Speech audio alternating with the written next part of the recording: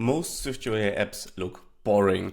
I'll show you the easiest way to make your app feel 10 times more polished. So today we'll be looking at the symbol effect protocol that we can use to animate SF symbols with a single line of code. This is super easy to use, and having a look at the simulator, I've already prepared the 3 different ways to use them.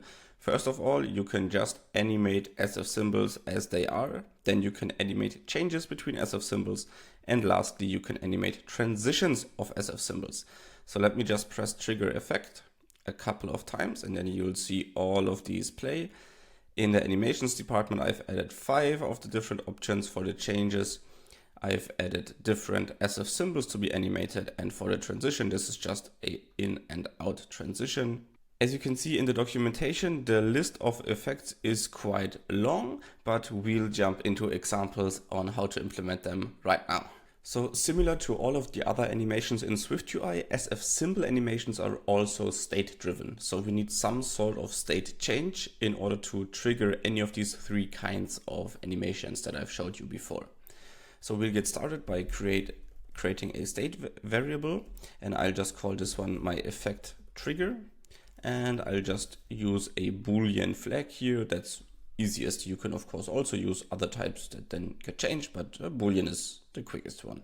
I've already prepared the general layout here with all of the default SF symbols, just a couple examples, both for animations.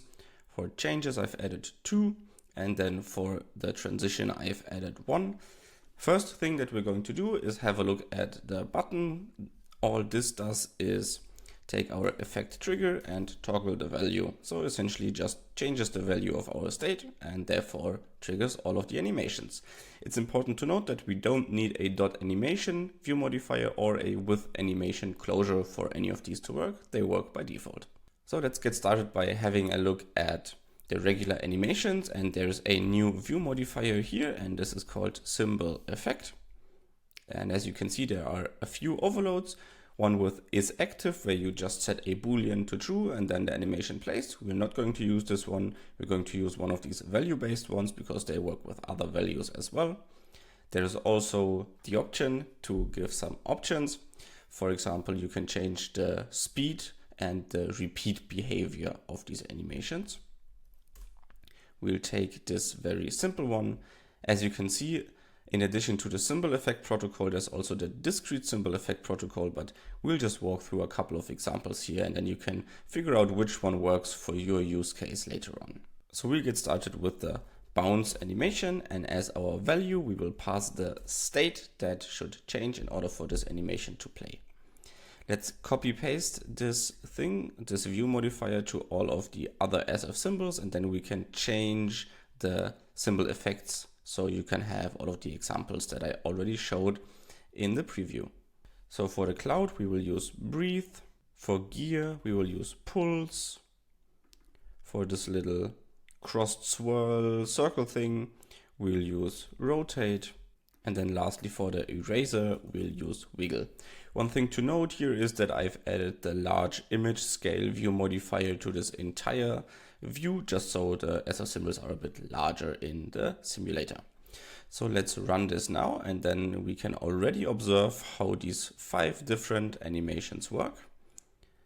So if we press trigger effect, you will see a bounce animation for the thumbs up, breathe animation for cloud, pulse for gear, rotate for this thing, and then wiggle for the eraser. So let's press that again.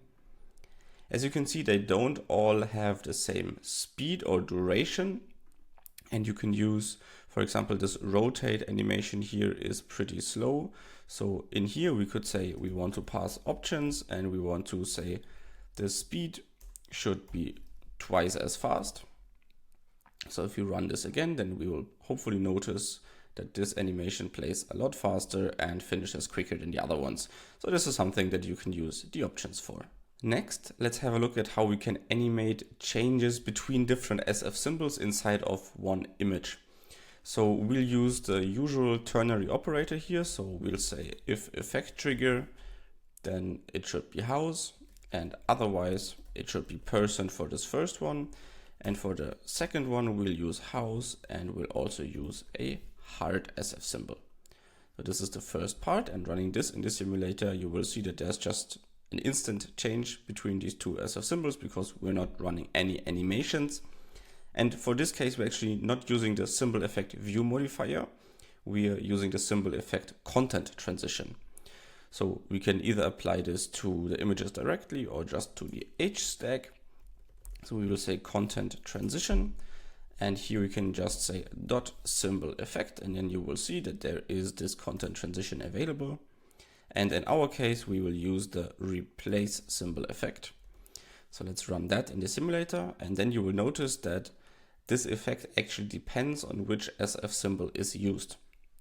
So we have a person and a heart. You will see the person just scales down and then the house scales up, whereas the heart actually has this little outline animation. So SwiftUI or the symbols framework decides which animation to play. You cannot control this at this moment.